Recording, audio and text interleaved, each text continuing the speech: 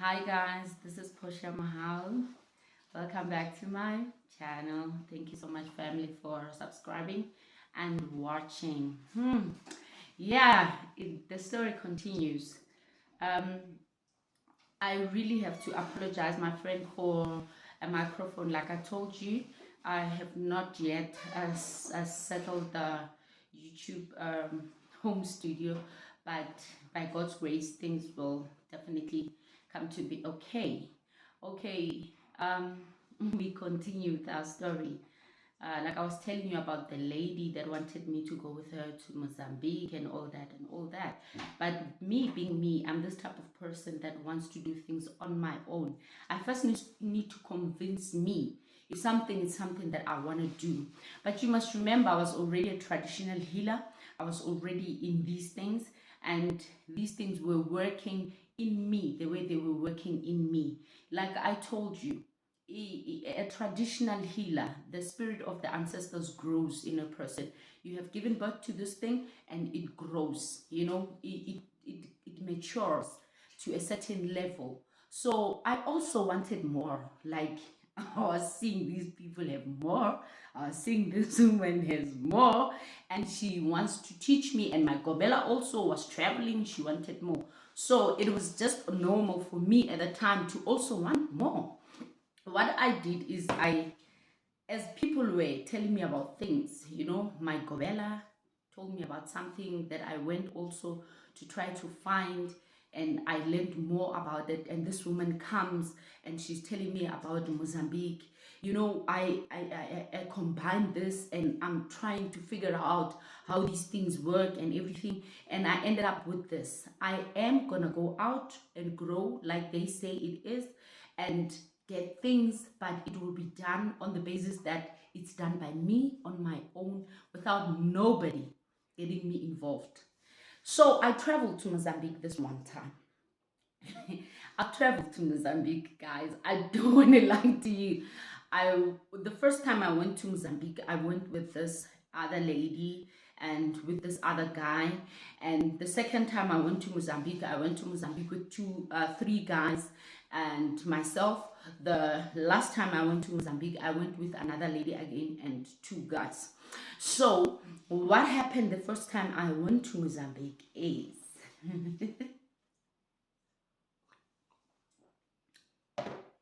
I had information about Mukoi. Mukoi is a very well-known, take any Mozambican person, take anybody from Mozambique and ask them about Mukoi, they'll tell you. Ask any Sangoma who's traveled about Mukoi, they'll tell you.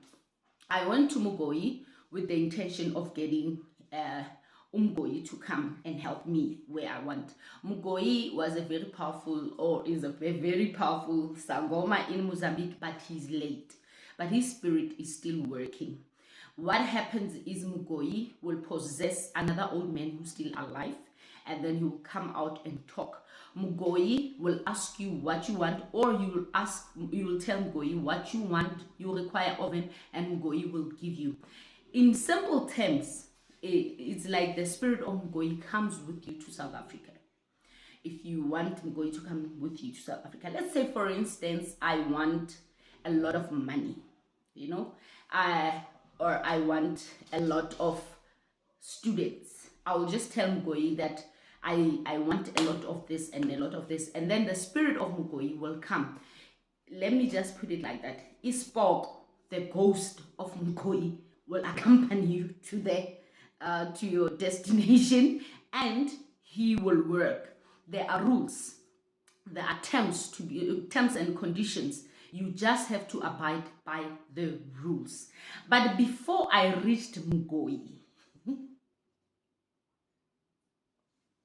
we went elsewhere. Mukoi is a ghost, is a spirit that is working from Shai.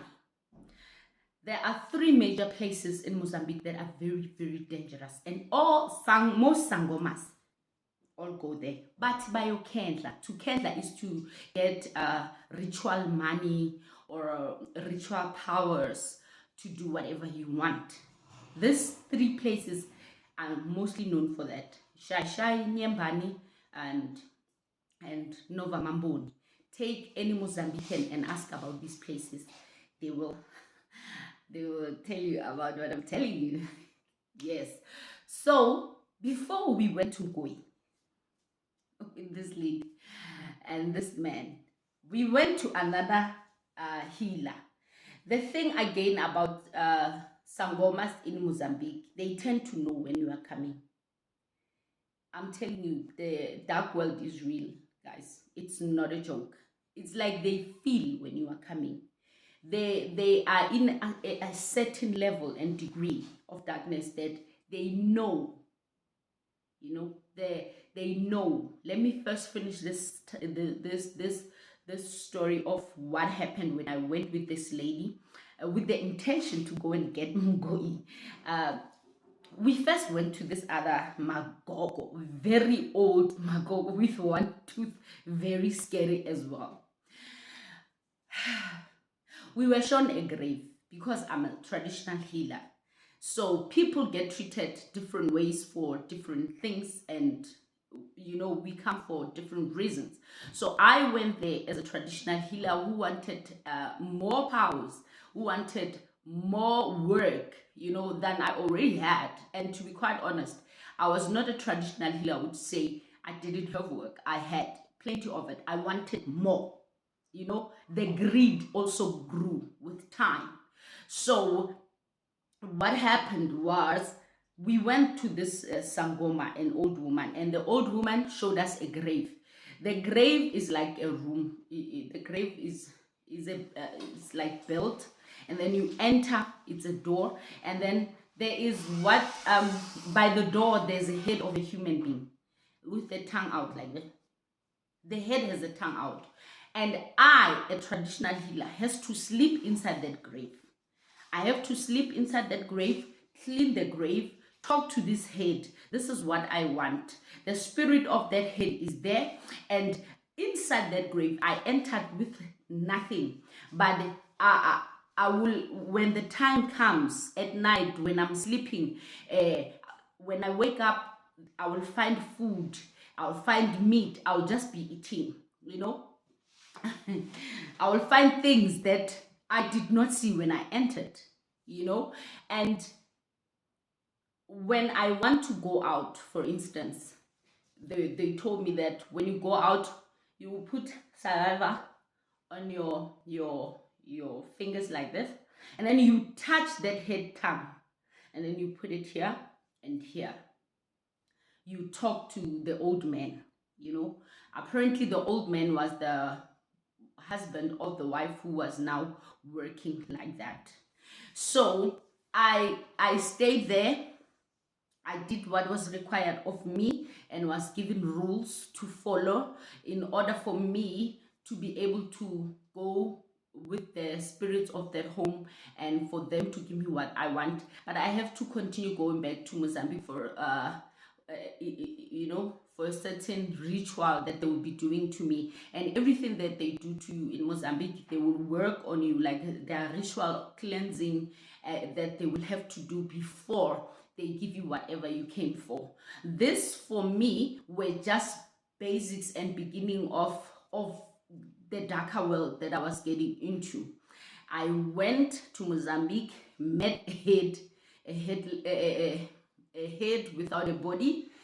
In a sense, I kissed this head because I took my saliva, touched the tongue, you know, my head. It's like I was anointing myself with whatever the spirit of this head, you know. Went back home, couldn't go any further to Mukoi because I felt that this is what I came here for, you know. And immediately you feel the spirit of something entering you, you know, and you go home with this very same spirit, the spirit that you'll be talking to daily about 10-20 times, that you have to communicate with the spirit because they give you calabashes that you need to work with. So deeper and darker I was getting into this. I had my own secret place inside my one of my shrines where nobody knew what is exactly happening. There was a they will reach this end, but the other end they shouldn't reach. You understand, because Mina, I had my own things there, and my work was continuing. I was seeing what the head was doing for me. But I felt good. I cannot, breaking the rules was not going back to Mozambique when I was required to go to Mozambique. The second one was not passing, not talking with this head, with their incarnations that they had given me to speak to this head anymore. I was not following rules. Things started falling apart, but I was not giving up. As I'm going back again, but not this time. I'm not going back to that one. I'm going furthermore. So that's when I went to Shai, and then I went to Mukoi's place. This time I'm going with these 3 guys.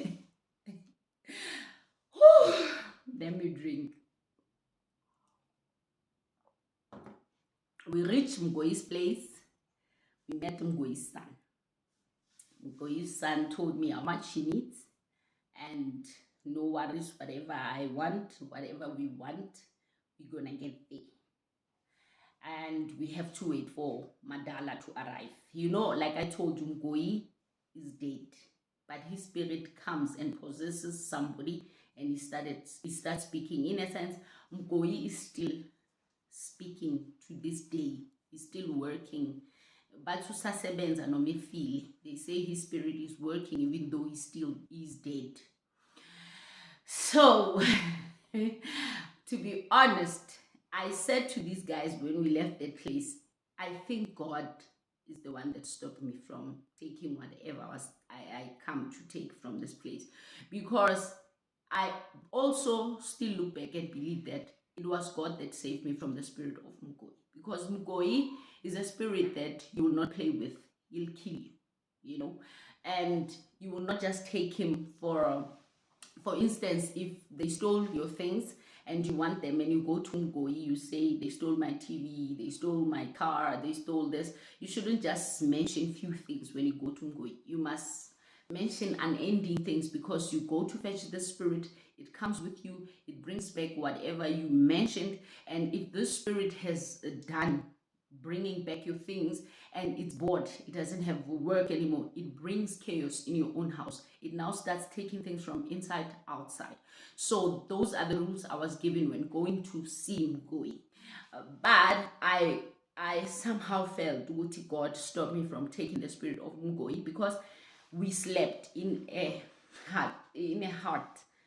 I could see outside. We were actually in a place without a roof, and they were working on us, preparing us to meet him the following day at a certain time. While I woke up in the middle of the night where I was sleeping, and something in me said, you are not going to do this. You will not handle Mukoi. You have handled them all, but this one you will not handle. So tomorrow morning, I asked the guy, I told the son that I just want to go to the stores. I'm coming back. I told the guys, we drove off, and that was the end of it. Instead of us coming back to South Africa, I did not come back to South Africa. I said, let's go to a better place. Here, I don't think I want to take whatever they're going to give me. We went to a place called Nova Mambone. That was the beginning of me knowing Nova Mambone.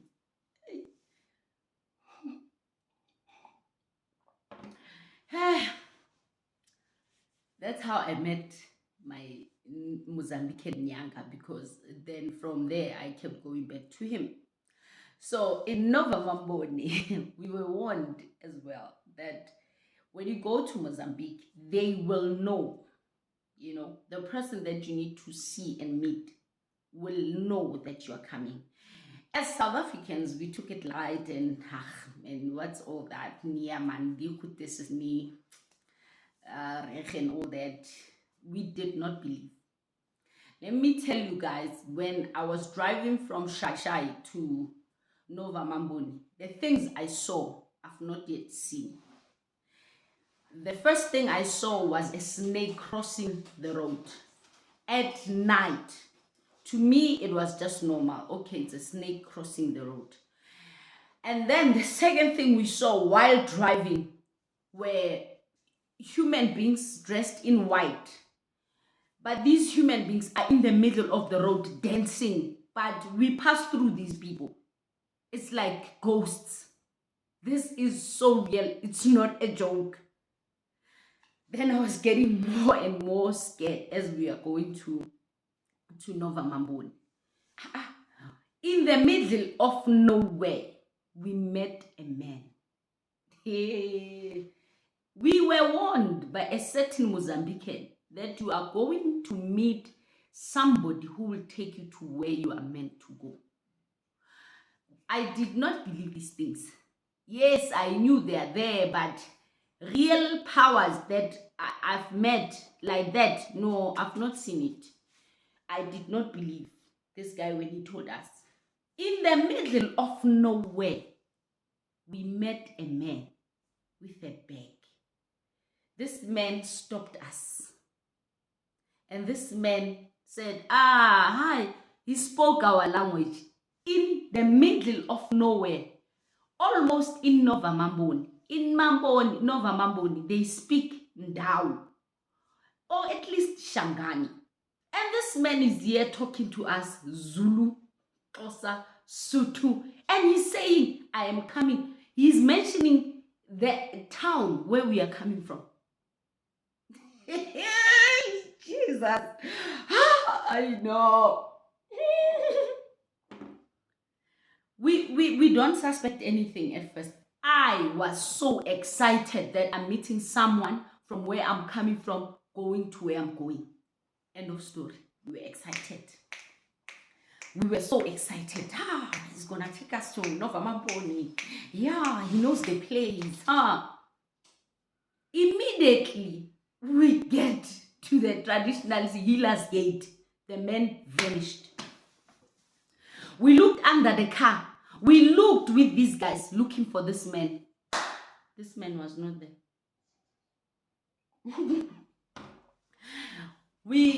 Because it's now morning, we arrived in this Sangoma's place. We had about 6 wives or so, with about 17 children or so. A lot of children, a lot of cats, a lot of everything. And my Gobela had already taught me that if a Nyanga is about to give you something and you want to be sure that that Nyanga has whatever you're looking for powers, you will see just around that Nyanga's house, everything that he has is a lot, it becomes more. So I was like, yeah, we are definitely in a hole where we are looking for something, and this something is in this hole. So we met this healer inside Endumbeniake. One of his wives took us there and whatever. Then we spoke to this healer. This is where I learned that he has to search first if your ancestors accept to give you whatever you want. If you want Ikona, for powers, that batanat container that is used for traditional work, if they can give you that thing. Sometimes they can put your ghost inside that thing. They can put different things from that thing. It will be your point of contact with whatever they give you from it. You will just be playing by the rules, pouring whatever it wants to be poured in there for it to continue to give you whatever it wants to give you. You can get, like I'm telling you, there are different things. There are snakes, there are ghosts, there are Bafana Bafishani, there are boys, small boys, there are rats. You get a lot of different things. It's like a choice for riches. Now, this Madala, before he gives you anything, he has to first check the tribe you're from, the clan you're from. What do your ancestors want you to take? What do they accept? Are you people from the waters? Are you people from the mountains? Whatever that comes to your family must be in agreement with your ancestors. It must be something that they have used before. It is something that can be found in their generation. It is something that rules in their generation. It shouldn't be something new. That's what Madala told us. So Madala started searching. He searched the first, searched the third, searched the fourth. And then after that, Madala asked them to go out.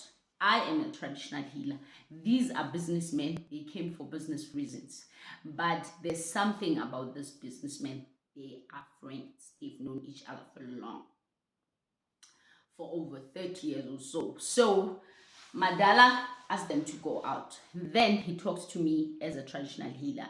He says to me, what these people want, I cannot give you while you go with them because they will kill each other. They have to sacrifice each other. So it's going to be chaotic for you people on the way. And as for you, what I will give you as a traditional healer, you cannot carry it with them. So you better come back alone. What I'll do now is I'll give you some of my things, meaning you will take from his powers, give me so that I put some in me and give me so that I will work, have more clients, more matwasa, whatever I want. I will just command and the spirit that is working with will listen and hear and obey me up until I go back to him. The spirit will continue to work up until I see him. I must come back to him. So that's how it went. We went back to South Africa. I worked with Madala's spirit, but I did not go back at an agreed time. So the spirit decided to go back. As he said, he will command it back, and it went back, and I could not work like I used to. Then I continued, friend. Hey, I was not giving up. Moya Satan. The spirit was working. The devil was happy with me because whatever I wanted from darkness, I will get.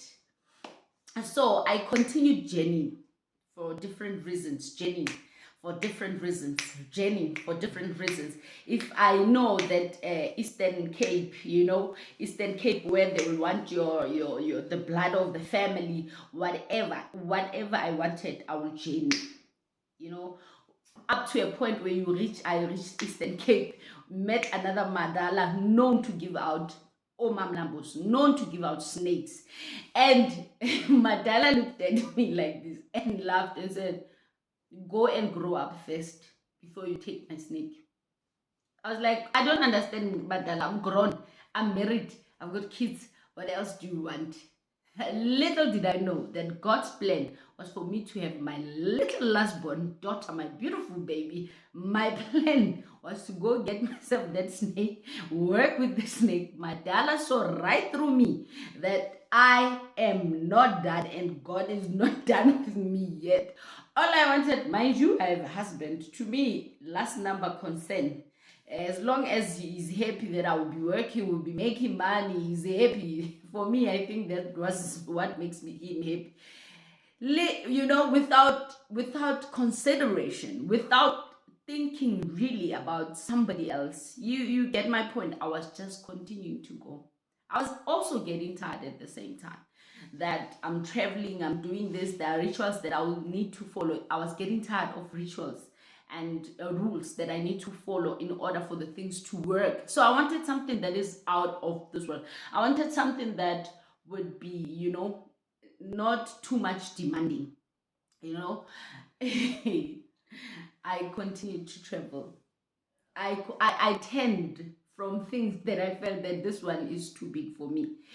I went back to Mozambique where I met this huge snake that licked me. I went back to him, then he closed the shrine.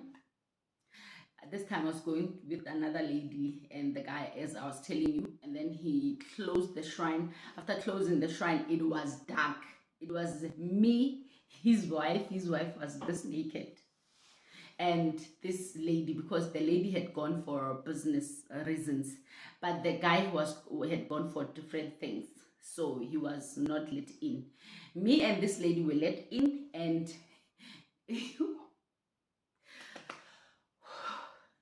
they told us not to get scared, and before we met this, we were prepared outside. mutis that were used on us, and then we went in, and then we were told not to get scared. It was dark. The room was dark. The shrine was black, no gleam of light. It was dark. And then we heard a voice. A voice said, he started speaking, you know, in Shangani, greeting. And then Madala was explaining to us, they are greeting you. And then we greet back. We're greeting you. Yes, grandfather, you know, yes, father, like that, with respect.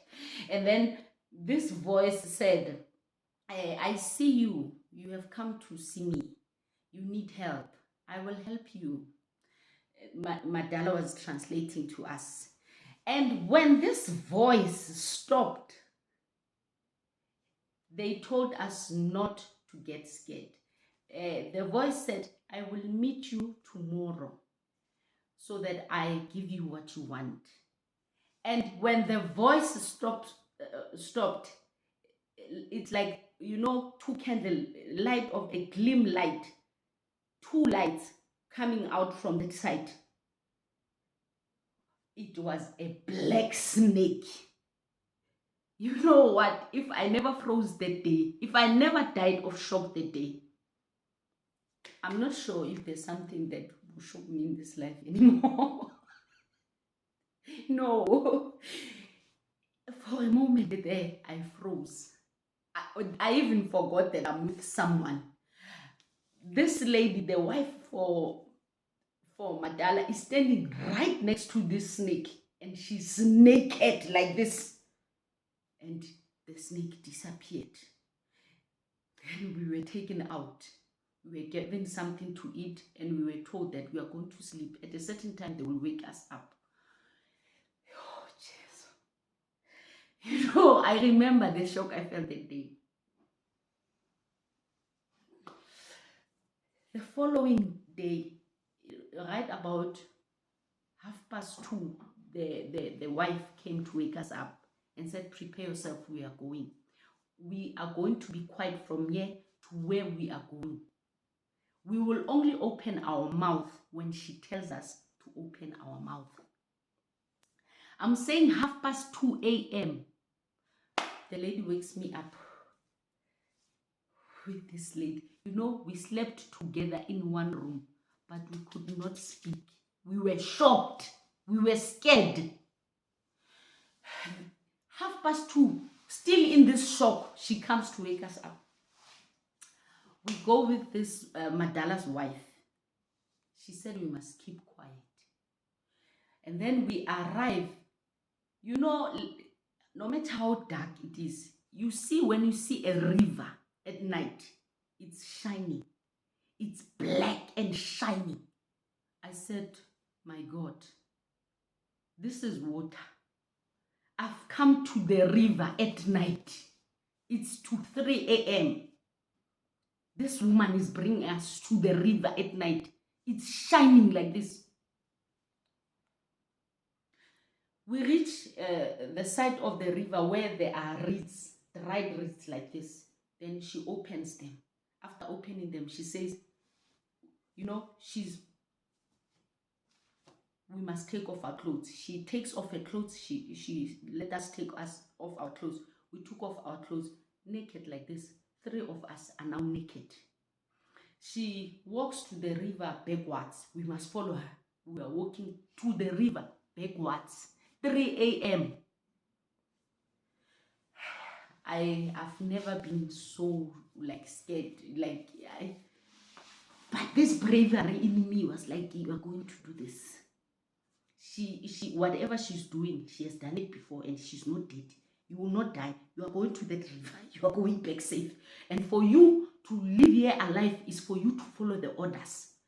We faced the I can call it the Ritz gate, because that thing was like this, you know, and she removed it. Then we faced there. We are now entering the river, faced there. Then she said, close your eyes, bath, and speak. My dear, I used my hand to put, I was using my hands to put water on myself. I was washing myself, but immediately the water reached me. It was like that woman, either something heavy was doing what I'm supposed to do. It was like my hands are just, are just there doing nothing. Something heavy was doing what I'm meant to do while I'm talking.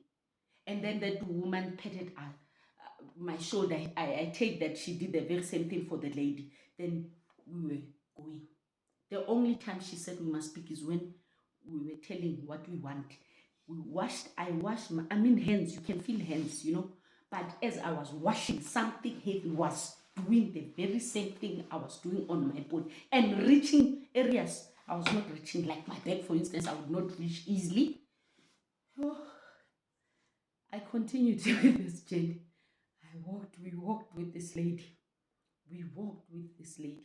And then she told us that when we arrive, we will not eat. She, like just dark porridge. You can see that it's mixed with a lot of herbs.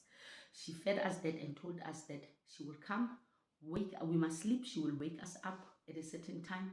We shouldn't go out. We are going to meet Ugogo. And when we meet Ugogo, Mkulu, the Mkulu, that snake we were talking to, when we meet him, we must not be scared. We must just enter there. She gave us a white cloth like this, and then she told us we are not going outside. We will eat only that bowl she gave us, and then at a certain time she will call us. She did exactly that, quarter to 12, midnight. During the day, we went on thinking what time she's coming. Now me and this lady are gossiping. She's asking, are you ready? Hey, this thing is hard. Should we turn back now? Say, hey, Sisi, we are already here. Now continue. It's your choice. You know why you came here. I know why you came here. Then we went. We were made to sleep on a grass, grass mat. You know this African grass mat. We slept on 2 different ones. She slept there. I slept on my same room. Like we were sleeping. Is it parallel to one another? We're sleeping like that. So we were blindfolded. Here comes this thing. I could feel. We were sleeping like this. As I was sleeping, I could feel something heavy on me. I could feel a lot of saliva. I could feel this is saliva. The thickness of whatever is saliva on me. Being licked from head to toe. I felt being licked from head to toe. Thinking this thing left me, I think it was doing the same thing to the lady. Thinking it's I'm done, I'm finished. Madala made me kneel down because I'm a traditional heel, to kneel down like a gogo. I felt this thing again on me coming back, and this time it's like it poured a lot. I don't know what is that thing was coming on me like this. I was frozen because the heat from its saliva or whatever it was, this snake was licking me, and that heat was the only heat I had because I was frozen.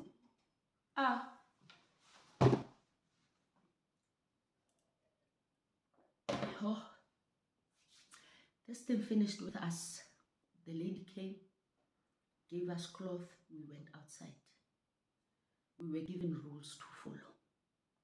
The lady told us that there are things that you speak outside, there are things that you do not speak.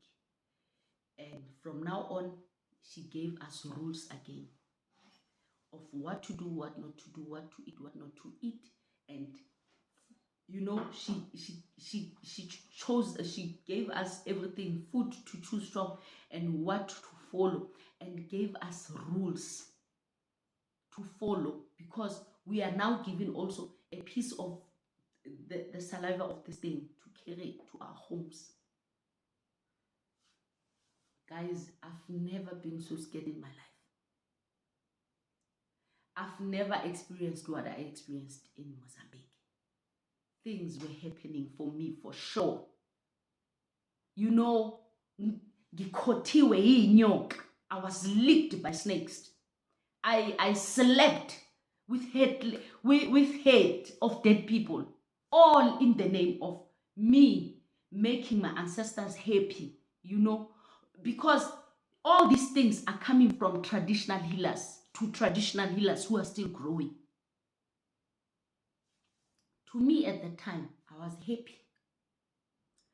I went home and I've never told a soul that this is what I saw. I was very scared. The shock that you get that day. How did I make it out of this? How did I make it out of this? And you look back and say, no, even if they say what, there is somebody called God somewhere. This God exists. I should have died. But I did not die. I continued, my dear friend. I worked and I continued in doing what I was doing.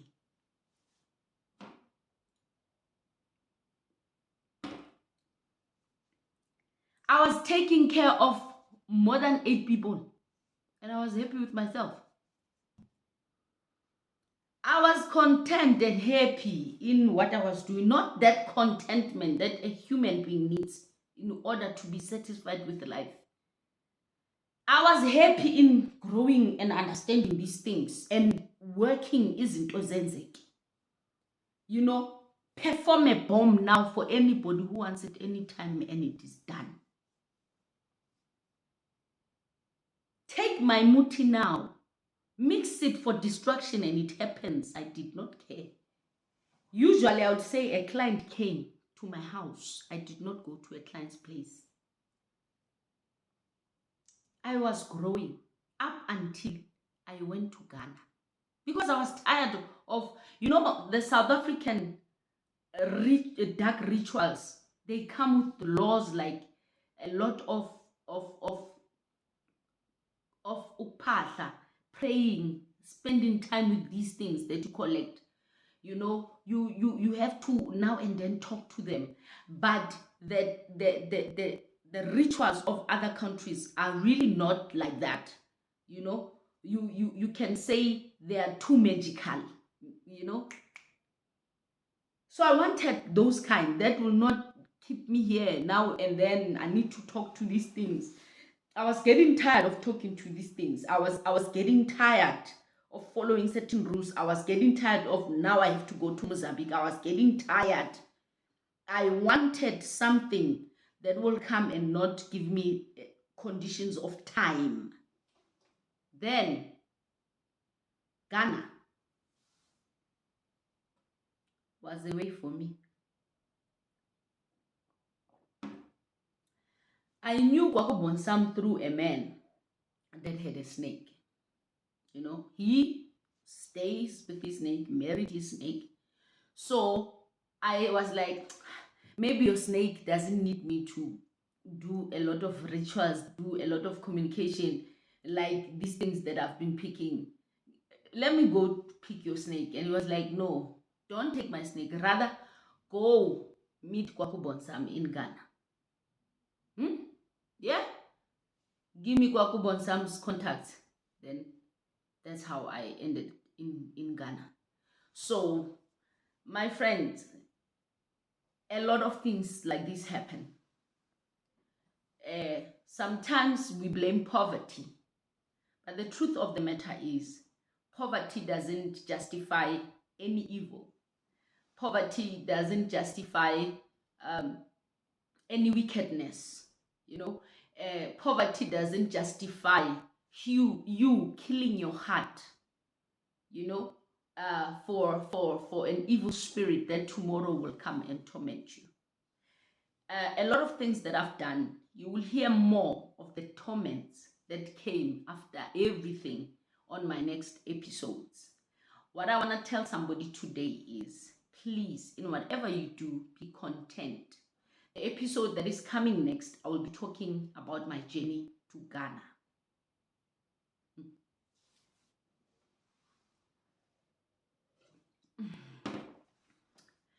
We continue talking, my friends. We continue telling our stories in order for people to know and understand that you may go fetch your rats, you may go fetch your short boys, you may go fetch your snake, but it is your soul that you're giving away, and it will never bring happiness. It will never bring joy. Rather, it will draw you. You know, you are getting your own ticket to hell. You will first leave that hell on earth before you ultimately go and experience the eternal hell. Be content. Be content. It is not everything that you see with your two naked eyes the way it is as you see it. We walk with evil, and you will not see it. Because evil hides itself in order for it to recruit people. May God protect you. May God keep you. And may you never long to have what you do not have. And wait on God, because God's time is the best. Look around. What you have, you can use to become what you want to become, or to have what you want to have. I still insist that spirit was not from God. Thank you guys for watching. Keep on subscribing, keep on sharing, and I love you.